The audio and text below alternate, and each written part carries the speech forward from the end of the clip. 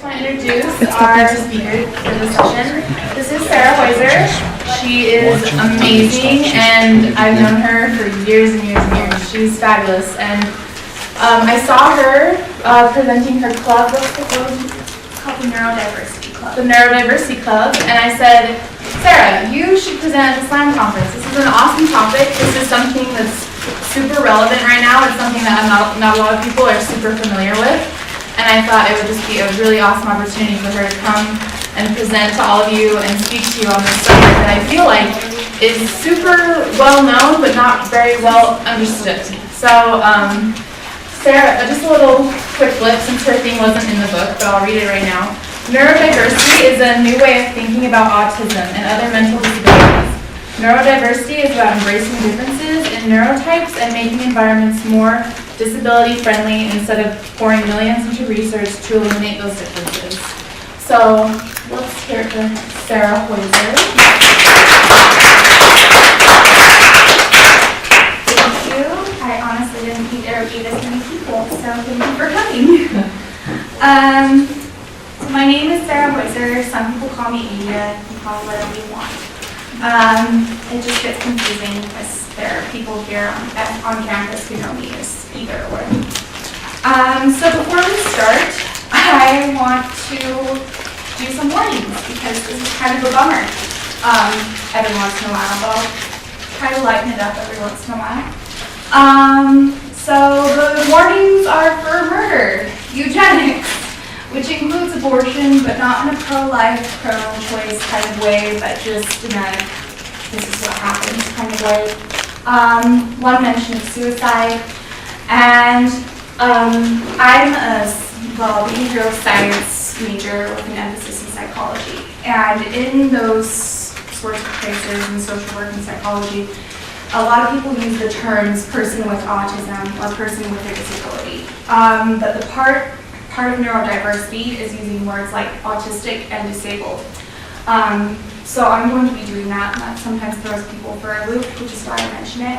And then lastly, if you could keep your questions and comments to the final 10 minutes of the presentation.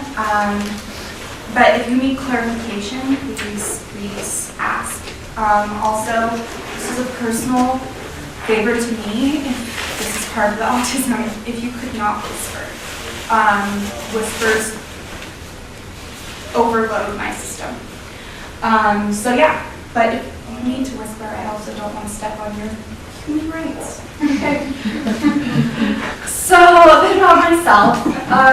I started to begin that I might be autistic when I was to begin thinking I might be autistic when I was 16 years old with this guy. I don't know if anyone else ever watched a show called Boston Legal, but there was a man on there, and his name was Jerry. I can't remember his last name. And he would walk around very stiffly, and he had a very formal way of talking, and as soon as he put a wooden cigarette in his mouth and stepped into the courtroom, his demeanor changed entirely.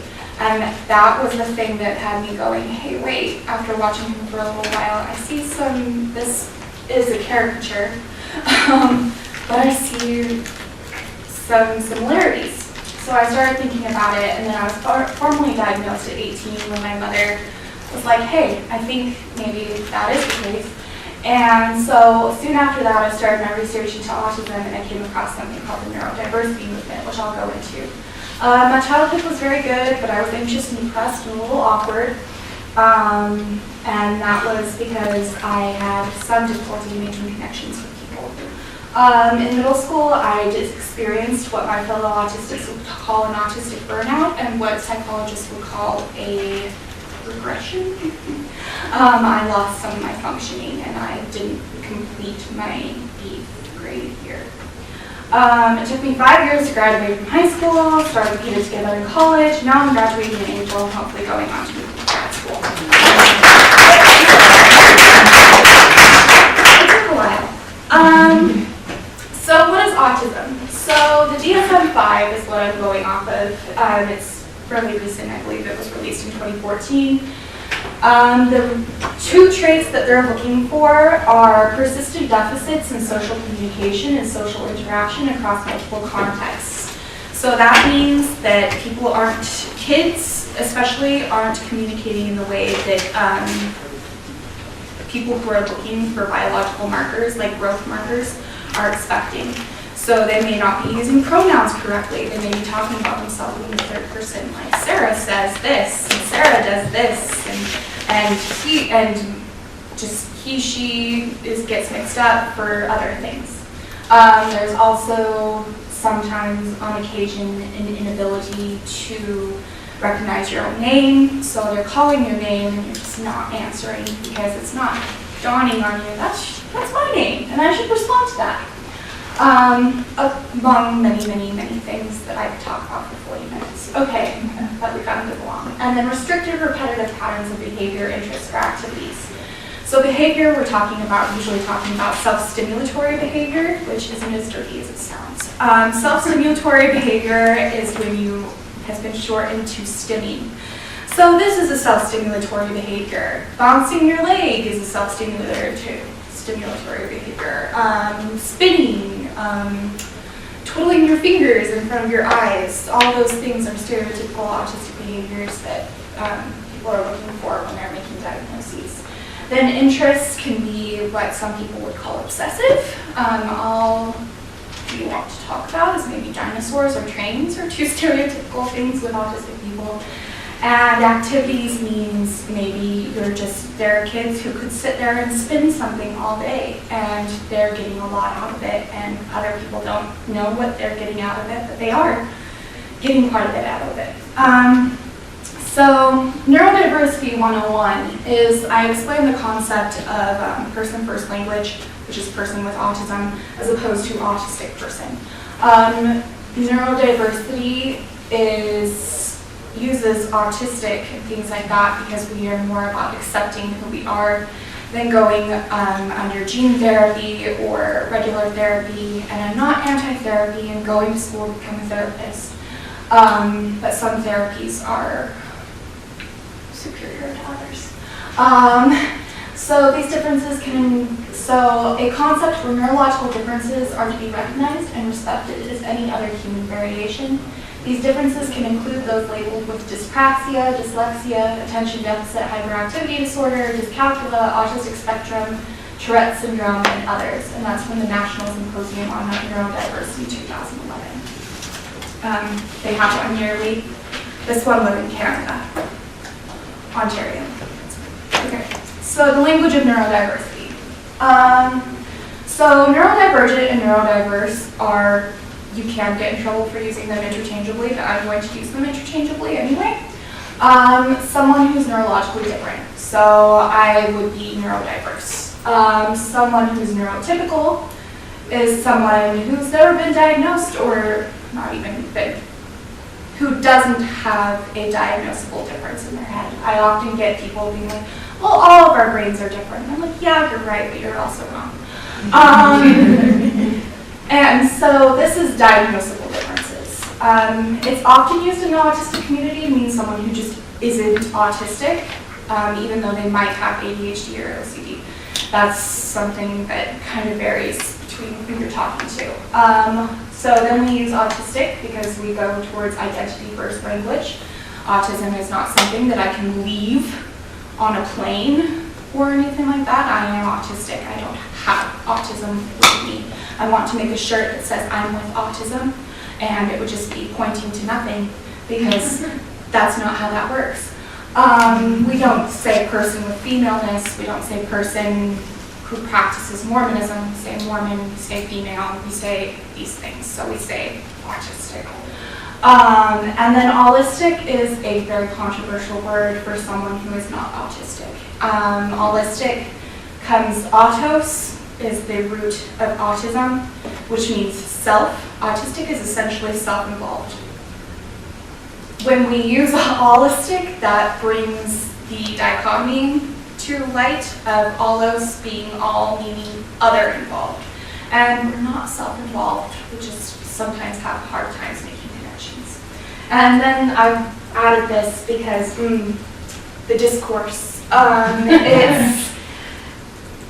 if you get involved in this community, you are going to be involved in the discourse, and it can be really fun, and it can be exhausting, and it can hurt. So it's just, it's a thing. So the medical model is that the problem is with the disabled individual. So it's kind of like, oh my gosh, look at this person, we've medicalized them. This person needs special transport. The word special gets used a lot. She's special. She needs special schools. She needs special transport. She needs special medical doctors and care, and it's very cure-centered. And in neurodiversity, cure is a bad word. We're not going to get there, in my opinion.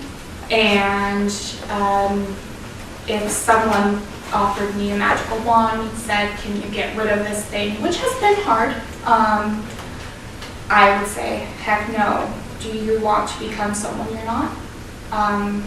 That's just gross. Okay, so then we have, as opposed to that, we have the social model, which some societies actually do use. England does use the social model, even though their disability care is atrocious, and the UN has been investigating it.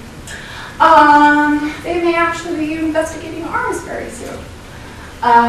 So this is based on you are disabled by your society. If you walk, thankfully, because of the our accessibility services department, which is sponsored by, or not sponsored by, but required by the ADA, which is the Americans with Disability Act. Yeah. This doesn't happen anymore. But say back in the 70s, 60s, before that act passed, you are a person in a wheelchair. And you come to a building, and that building has no ramps, it has no elevators, it has no way for you to get up the many flights of stairs in this building.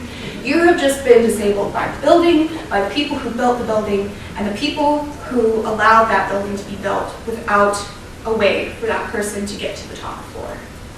So you have been disabled. So a lot of the rhetoric within our community is we want to be called disabled, not because something intrinsically wrong with us, but something that's been built accidentally, just by just some ignorance and just not thinking things through.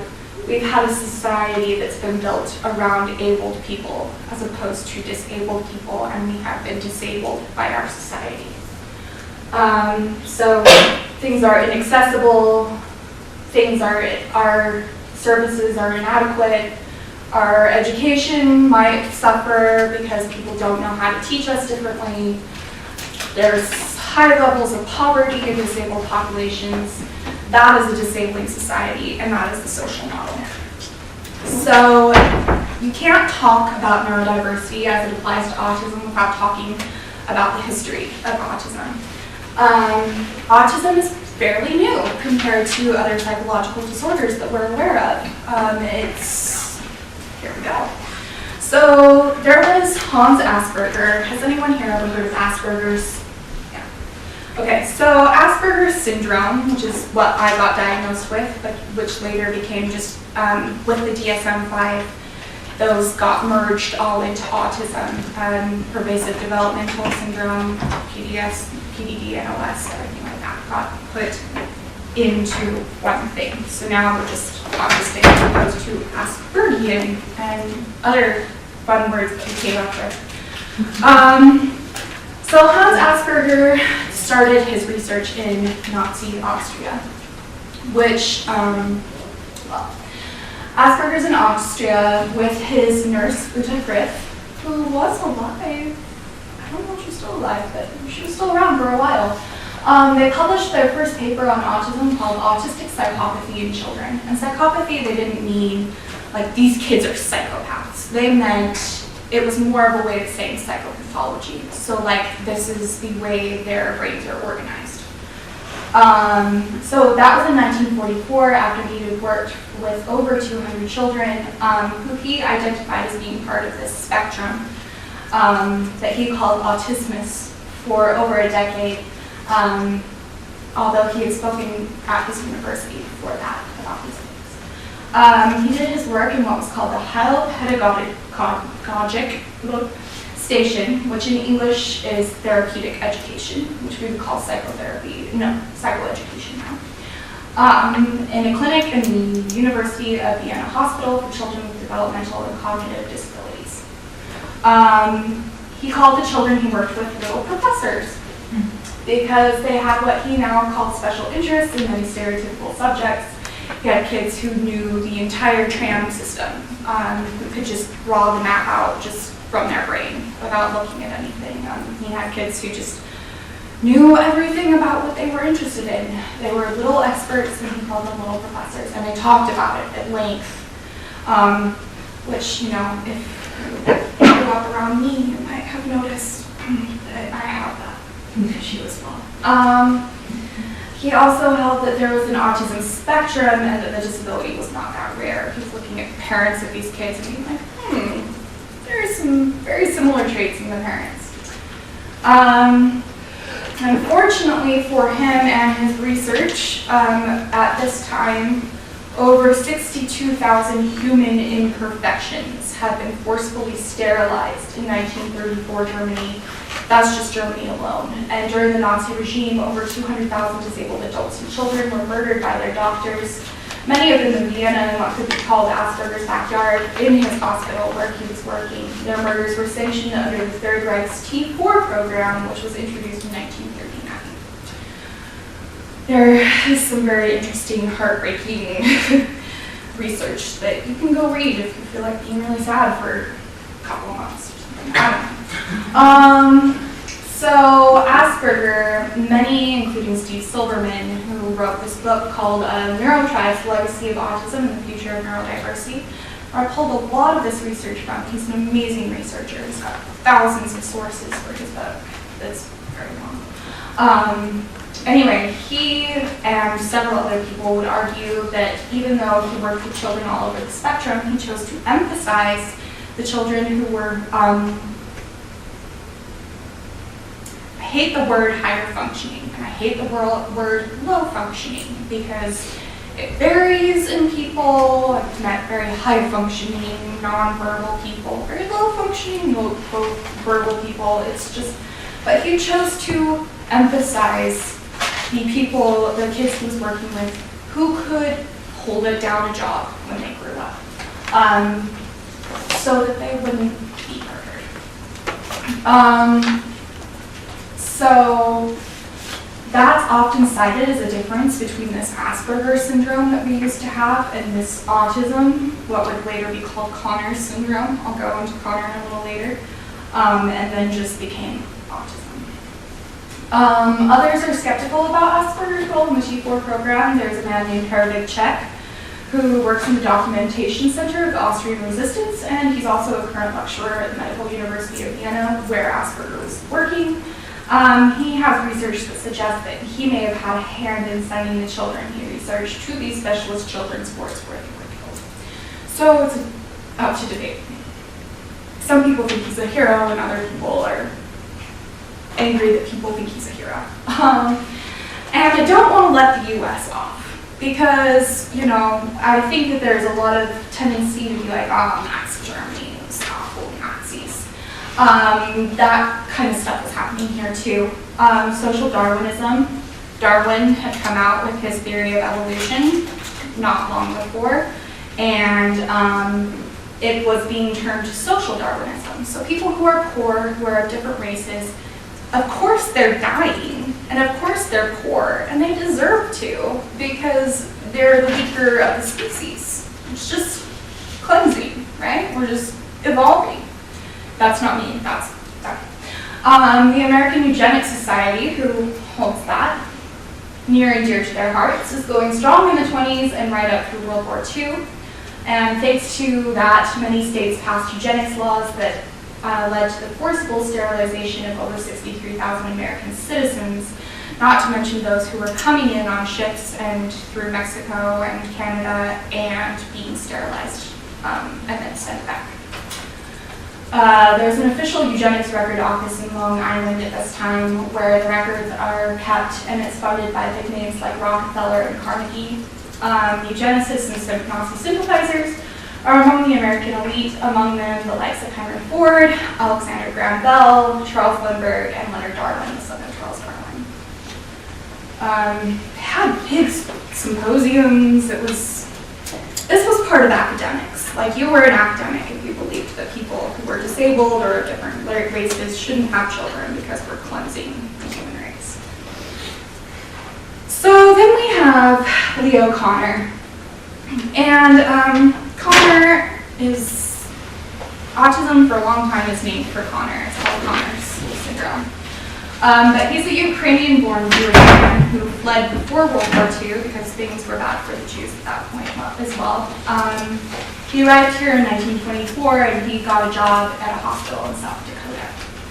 And then he quickly worked up to Johns Hopkins Hospital in Baltimore, Maryland, which is just as big a hospital then as it is now.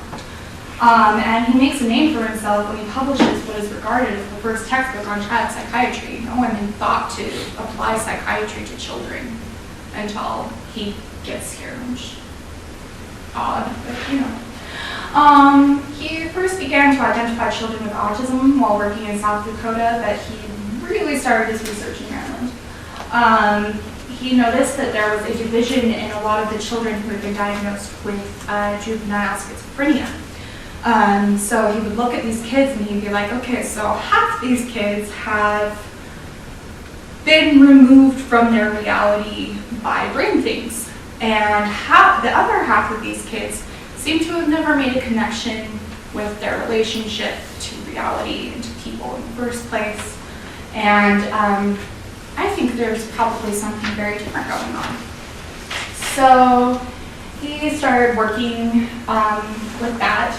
And some of the children, he characterized those children, the autistic children, as suffering from extreme loneliness. Although I think that has a lot to do not just with being autistic, but also being one of 34 children in an understaffed hospital that can't verbally communicate, so everyone thinks, why make a connection? There is nothing to be made. Connor then began to look at children's parents for clues, and he noted that most of these kids came from wealthy families, but that's because you had to have a wealthy kid, be a wealthy family to get your kids psychiatric help at this point in time. And that both parents, not just the father, but the mother also had graduated from college. And so he's like, these are smart people, but they're also not warm-hearted.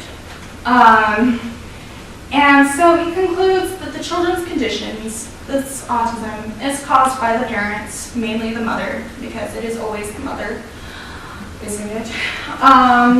That gets blamed for those sorts of things. He didn't take into consideration that A, those parents are like the kids, and B,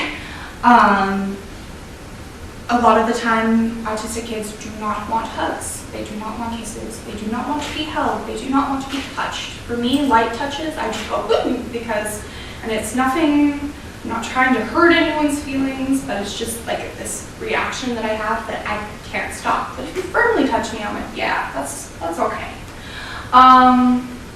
So one mother had painstakingly reported every strange behavior she'd observed in her child in an attempt to understand what was different about him. And another father detailed his son's odd behaviors to Connor in a telegraph that was over 30 pages long, single-spaced. And he was like, these parents are obsessive and odd.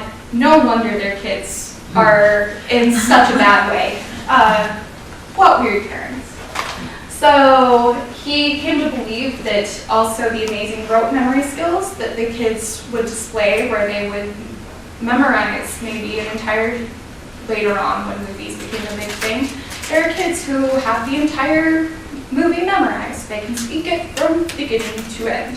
And he said this rote memory, which is just putting things in your head and being able to access them that easily, is because these parents have been stuffing their children's brains with these things in order to impress their fellow academic peers.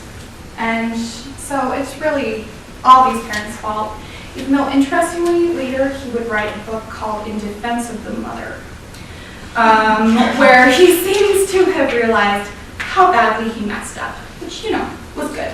Gotta pat him on the back for that. And while Connor was certainly more compassionate and more kind towards these children than the people who had come before, he was passionate about eugenics. He did think that we should sterilize these people who were disabled, so they couldn't have children forcibly without their consent using x-rays. Not cool, but anyway. And he was likely aware of, he drew the line though at murder. He said, no, we can't murder these people, we need them for our workforce. He may have been doing that out of knowing that that's what people would listen to, or he did it because that's what he believed. We'll never know. And he was likely aware of Asperger's work because, to be honest, they had workmates, whatever that's called, colleagues in common.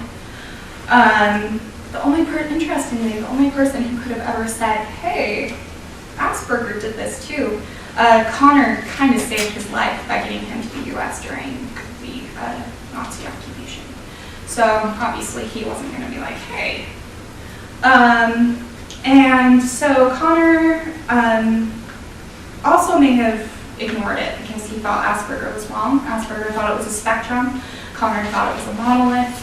There are these traits, there are these kids. Outside of that, there's no autism, where now we regard autism as a very wide spectrum. So yeah. And interestingly, a lot of Asperger's work was destroyed when the Allies accidentally bombed his hospital. And a lot of people died. A lot of the kids died and the workers, and so did his research.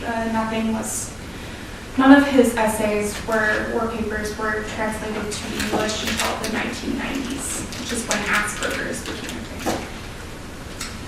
And then we've got, I don't know how to pronounce that, I like to call him Ole Ivar Lobos.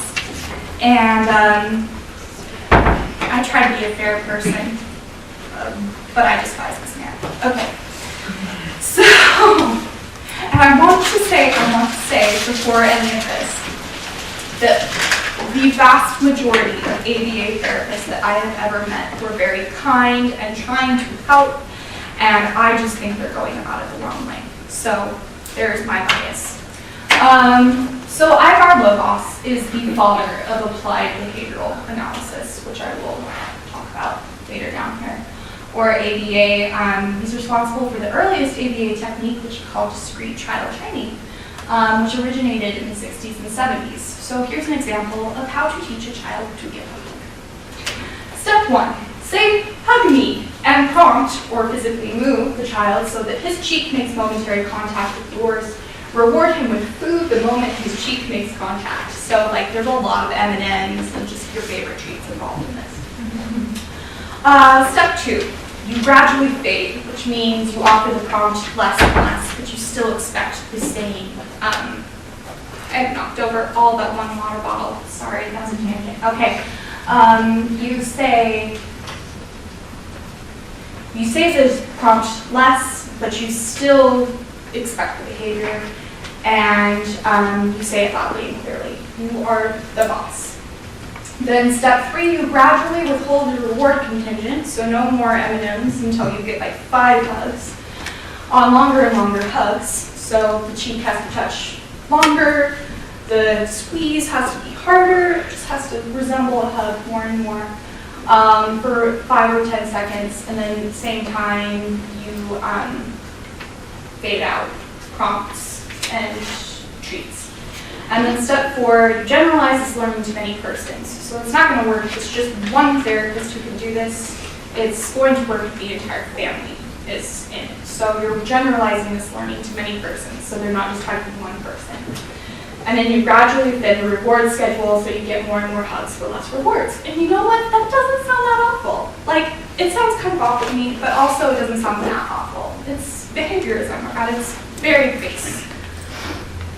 And it doesn't get awful until you think about it. And you start to realize the autistic behaviors. So stimming is, again, this flapping, it's jerking, it's kind of weird stuff that looks like dancing, but really it's not bothering anyone.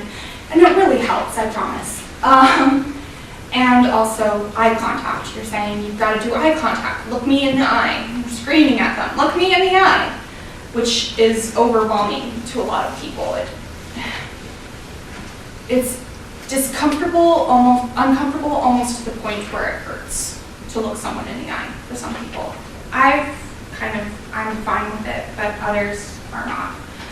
And then you start using aversives, which is one of the most damning criticisms of ABA. That doesn't get used all that much, although we are very slow to give them up in Utah, just because education hasn't gotten better. So Lobos would use electric shock, loud sounds like hey, and food deprivation, yelling, and corporal punishment, spanking, to stop self-injurious behaviors and also stims, and also to encourage wanting behaviors like hugging and play.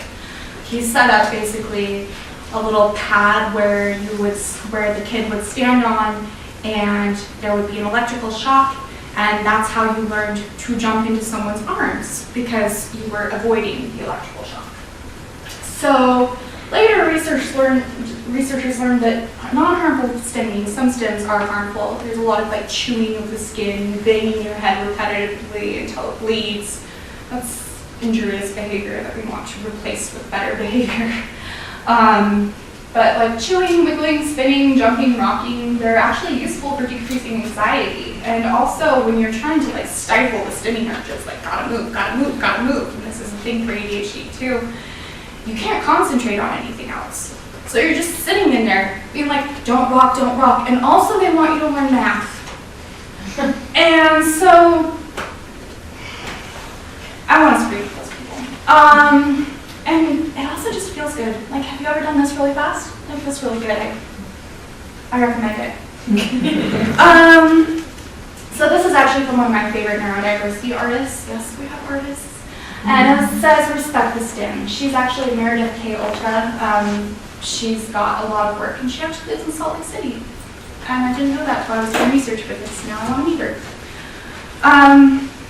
So now I'm going to talk about conversion therapy. Does anyone know what conversion therapy is? Okay, so if you are, well, how did they say it? Behavioral treatment of deviant sexual behaviors in a male child. If you have behaviors that would be called gay or trans, they used to try to shock that out of you. Conversion therapy is no longer okayed by the American Psychiatric Association, or Psychology Association, the APA, sorry, I get so used to calling it the APA. And you can get your license revoked for this, but this is what was normal through the 70s and 90s. Was this for just boys or was it for girls? It's for girls as well. Oh. But their main concern was with boys. There's a lot of fun theory behind that. But so they released a paper in 1974, Lobos and George Rieger, who was a graduate student of his, on the treatment of deviant sexual behaviors in a male child. And it details the process of what was also called the sissy boy experiment. Don't use that word. As it was done with Rieger's and Lobos' biggest success story, named Kirk Andrew Murphy, who was called Craig in the paper because he was just a little boy and they were trying to protect his identity. He wasn't that nice with them. The experiment used classic APA's techniques, such as praise for when something was done right and being totally ignored when something was done wrong. So right is masculine behavior, wrong is a feminine behavior, and you get a blue chip when you perform a masculine behavior, playing with your trucks, wearing pants, playing cowboys, and you receive a red chip when you do a feminine behavior like playing with your sister's dolls and clothes and stuff like that.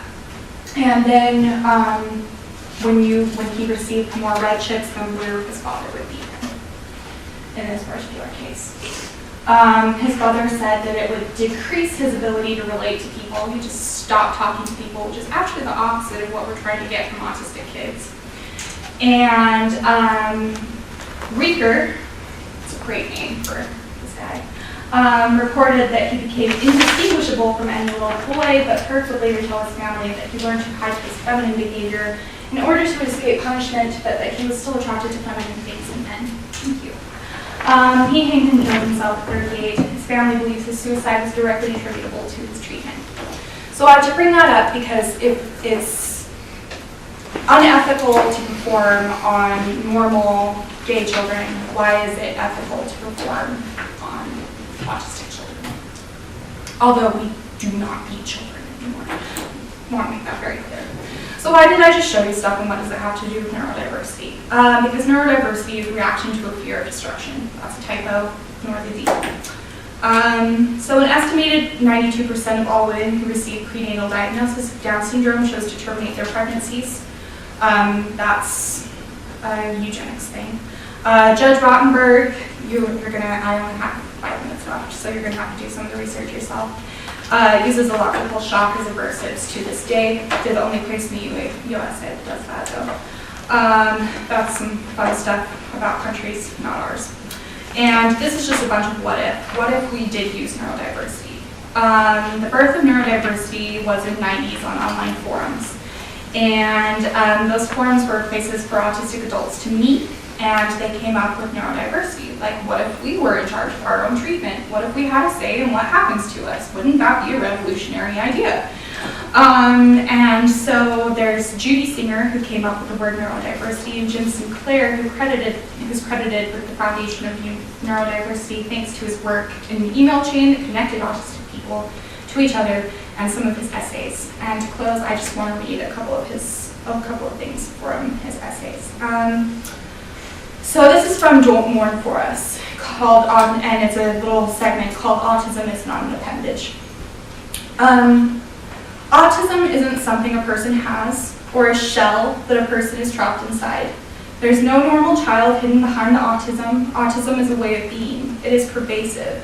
It colors every experience, every sensation, perception, thought, emotion, and encounter, every aspect of existence. It is not possible to separate the autism from the person, and if it were possible, the person you have left would not be the same person you started with.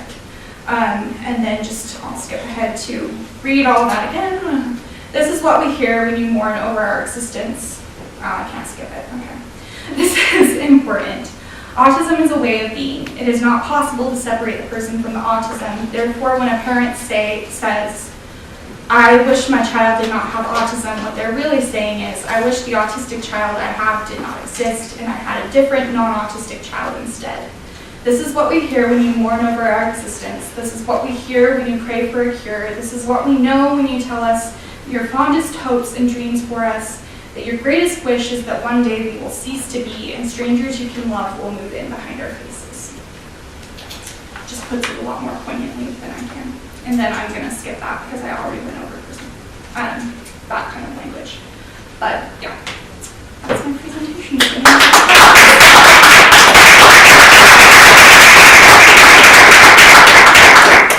Okay, so I'm going to use high functioning because I don't know how to address it, I apologize. But somebody who might be higher functioning, who has those repetitive type behaviors, could they be falsely diagnosed as OCD? It wouldn't necessarily be a false diagnosis.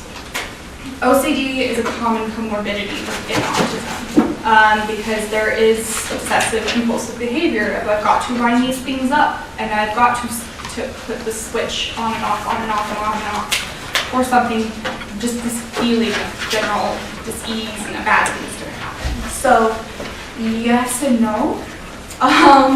You could have a comorbid, and there are other therapists who would say that's just covered by your autism diagnosis.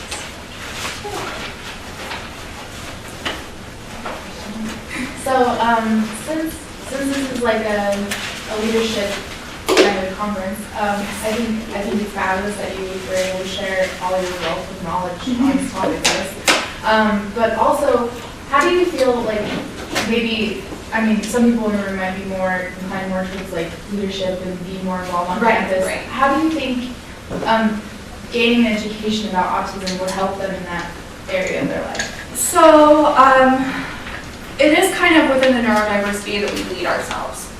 But there is a lot of stuff. For instance, something that we don't really love in the neurodiversity community is Autism Speaks, which is the #1 autistic charity in the United States. They love ABA. They've, in the past, not currently, campaigned for some very harmful therapies. Chelation, which has actually killed a couple of kids, and the use of bleach to kill bacteria that they believe causes autism. There's no foundation for that. They also, for a while, were behind the whole vaccines cause autism, which there's no evidence for. So when I see a lot of the times fraternities and what are they called?